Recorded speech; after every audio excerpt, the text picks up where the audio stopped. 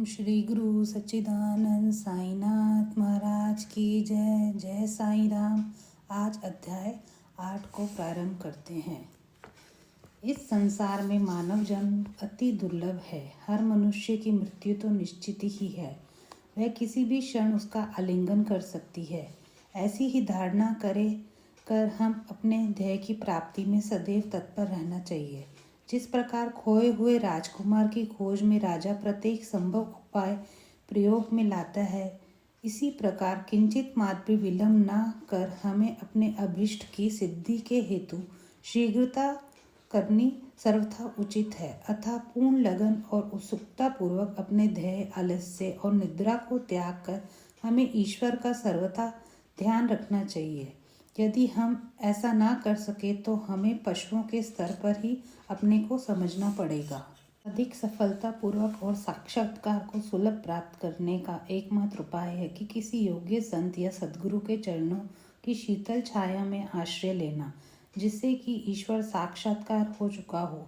जो लाभ धार्मिक व्याख्यानों के श्रवण करने और धार्मिक ग्रंथों के अध्ययन करने से प्राप्त नहीं हो सकता, वह इन उच्च आत्मज्ञानियों की संगति से ही सहज प्राप्त हो जाता है। जो प्रकाश हमें सूर्य से प्राप्त होता है, वैसा विश्व के समस्त तारे भी मिलकर तो भी नहीं दे सकते। इसी प्रकार जिस आध्यात्मिक ज्ञान की उपलब्धि हमें सद्गुरु की कृपा से होती है, वह ग्रंथों उपदेशों से किसी प्रकार संभव नहीं है। उनकी प्रत्येक गतिविधि, मृदु भाषण, गुहा उपदेश, क्षमाशीलता, स्थिरता, वैराग्य, दान और परोपकारिता, मानव शरीर का नियंत्रण, अहंकार शून्यता आदि गुण जिस प्रकार भी वह इस पवित्र मंगल विभूति द्वारा व्यवहार में आते हैं, सत्संग द्वारा भक्त लोगों को उसके प्रत्यक्ष दर्शन होते हैं। इससे मस्तिष्क की जागृति तथा उत्तरोत्तर आध्यात्मिक उन्नति होती है। श्री साईं बाबा इसी प्रकार के एक संत या सद्गुरु थे। यद्यपि वे बाह्य रूप से एक फकीर का अभिनय करते थे, परंतु वह सदैव आत्मलीन रहते थे। वह समस्त प्राणियों के से प्रेम करते और उनमें भगवत दर्शन का अनुभव करते थे। सुखों का उनको कोई आकर्षण ना था और ना ही वे आपत्तियों से विचलित होते थे। उनके लिए अमीर और फकीर दोनों ही एक समान थे। जिनकी कृपा से भिखारी भी राजा बन सकता था, वह शिरडी में द्वार द्वार घूमकर भिक्षा उपार्जन किया करते थे। ये कार्य वह इस प्रकार करते थे। बाबा की भिक्षावृत्ति। शिरडी वासियों के भाग्य की कौन कल्पना कर सकता है, जिनके द्वार पर ब्रह्म भिक्षुक के रूप में खड़े रहकर पुकार रहे थे, ओ माई, एक रोटी का टुकड़ा मिले, और मैं उसे प्राप्त करने के लिए अपना हाथ फैलाते थे। एक हाथ में वह सदा टमरेल लिए रहते थे तथा दूसरे में एक झोली। कुछ घरों में तो वह प्रतिदिन ही जाते और किसी किसी के द्वार पर केवल फेरी ही लगाते थे। वह साग, दूध या छाछ आदि पदार्थ तो टीन पाट में लेते तथा भात व रोटी आदि अन्य सूखी वस्तुएं झोली में डाल लेते थे। बाबा की जीवा में कोई स्वाद रुचि ना थी, क्योंकि उन्हें अपने वश में कर लिया था। इसलिए वह भिन्न भिन्न वस्तुओं के स्वाद की चिंता क्यों करते। जो कुछ भी भिक्षा में उन्हें मिल जाता, उसे ही वह मिश्रित कर संतोष पूर्वक ग्रहण करते थे। अमुक पदार्थ स्वादिष्ट है या नहीं, बाबा ने इस और कभी ध्यान नहीं दिया, मानो उनकी जीवा में स्वाद बोध ही ना हो। वे केवल मध्या तक ही भिक्षा उपार्जन करते थे। ये कार्य बहुत अनियमित था।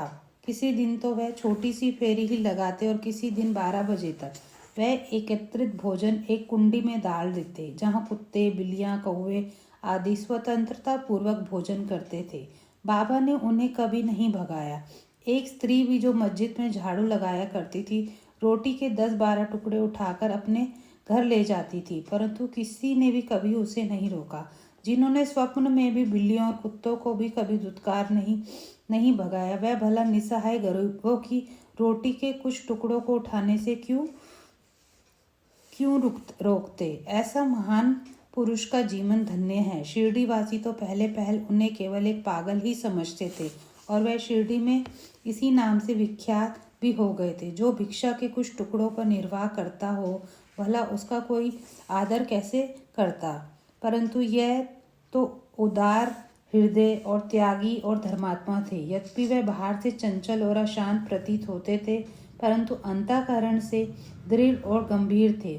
उनका मार्ग गहन तथा गूढ़ था। फिर भी ग्राम में कुछ ऐसे श्रद्धावान और सौभाग्यशाली व्यक्ति थे जिन्हें उन्हें पहचान कर एक महान पुरुष माना। ऐसी ही एक घटना नीचे दी जाती है।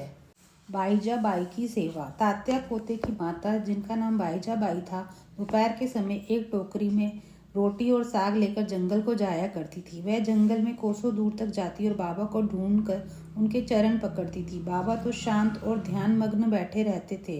वह एक पत्तल बिछाकर उस पर सब प्रकार के व्यंजन आदि जैसे रोटी साग आदि परोसती और बाबा से भोजन कर लेने के लिए आग्रह करती। उनकी सेवा तथा श्रद्धा की रीति बड़ी ही विलक्षण थी। प्रतिदिन दोपहर को जंगल में बाबा को ढूंढना और भोजन के लिए आग्रह करना।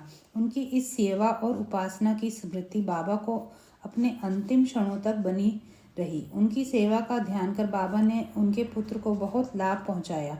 माँ और बेटे दोनों ही फकीर पर दृढ़ निष्ठा थी। उन्होंने बाबा को सदैव ईश्वर के समान ही पूजा। बाबा उनसे कभी कभी कहा करते थे कि फकीरी ही सच्ची अमीरी है, उसका कोई अंत नहीं है। जिसे अमीरी के नाम से पुकारा जाता है वह शीघ्र ही लुप्त हो जाने वाली है। कुछ वर्षों के बाद बाबा ने जंगल में विचरना त्याग दिया। वह गांव में ही रहने और मस्जिद में ही भोजन करने लगे। इस कारण बाईजा बाई को भी उन्हें जंगल में ढूंढने का कष्ट से छुटकारा मिल गया। उनका शयन कक्ष। वह संत पुरुष धन्य है जिनके हृदय में भगवान वासुदेव सदैव वास करते हैं। वह भक्त भी भाग्यशाली है जिन्हें उनका सानिध्य प्राप्त होता है। ऐसे ही दो भाग्यशाली भक्त थे, तात्या पोते पाटिल और भक्त महालसापति। दोनों ने बाबा के सानिध्य का सदैव पूर्ण लाभ उठाया। बाबा दोनों पर एक समान प्रेम रखते थे। यह तीनों महानुभाव मस्जिद में अपने सिर पूर्व पश्चिम उत्तर की ओर करते और केंद्र में एक दूसरे के पैरों से पैर मिलाकर शयन किया करते थे। बिस्तर में लेटे लेटे ही वे आधी रात तक प्रेम पूर्वक वार्तालाप, इधर उधर की चर्चाएं किया करते थे। यदि किसी को निद्रा आने लगती तो दूसरा उसे जगा देता था। यदि तात्या खराटे लेने लगते तो बाबा शीघ्र उठकर उसे हिलाते और सिर पकड़कर जोर से दबाते थे। यदि कहीं वह महालसापति हुए तो उन्हें अपनी ओर खींचते और पैरों पर धक्का देकर पीठ तपतपाते। इस प्रकार तात्या ने 14 वर्ष तक अपने माता पिता को ग्रह ही पर छोड़कर बाबा के प्रेम वश मस्जिद में निवास किया। कैसे सुहाने दिन थे वह। उनकी क्या कभी विस्मृति हो सकती है। उस प्रेम का क्या कहना। बाबा की कृपा का मूल्य कैसे आका जा सकता है। पिता की मृत्यु होने के पश्चात तात्या पर घर बार की जिम्मेवारी आ पड़ी थी, इसलिए वह अपने घर जाकर रहने लगे। राहता निवासी खुशहाल चंद।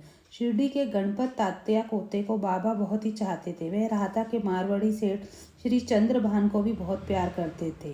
सेठ जी का देहांत होने के उपरांत बाबा उसके भतीजे खुशहाल चंद को भी अधिक प्रेम करते थे। वह उनके कल्याण के लिए दिन रात फिक्र किया करते थे। कभी बैलगाड़ी में तो कभी टांगे में अपने अतरंग मित्रों के साथ राहता को जाया करते थे। ग्रामवासी बाबा के गांव के फाटक पर आते ही उनका अपूर्व स्वागत करते और उनसे प्रणाम कर बड़ी धूमधाम से गांव ले जाते थे। खुशहाल चंद बाबा को अपने घर ले जाते और कोमल आसन पर बिठाकर उत्तम सुस्वाद भोजन कराते। आनंद तथा प्रसन्नचित होकर कुछ देर तक वार्तालाप किया करते थे। फिर बाबा सबको आनंदित कर आशीर्वाद देकर शिरडी वापस लौट आते थे। एक और राहता दक्षिण में तथा दूसरी ओर नीमगांव उत्तर में था। इन दोनों ग्रामों के मध्य में शिरडी स्थित था। बाबा अपने जीवन काल में कभी भी इन सीमाओं के पार नहीं गए।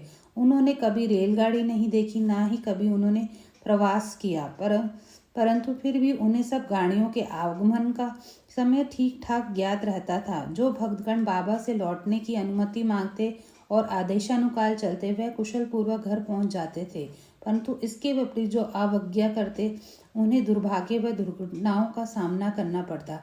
इस विषय से संबंधित घटनाओं व अन्य विषयों का अगले अध्याय में विस्तार पूर्वक वर्णन किया जाएगा। ओम श्री गुरु सच्चिदानंद साईनाथ महाराज की जय।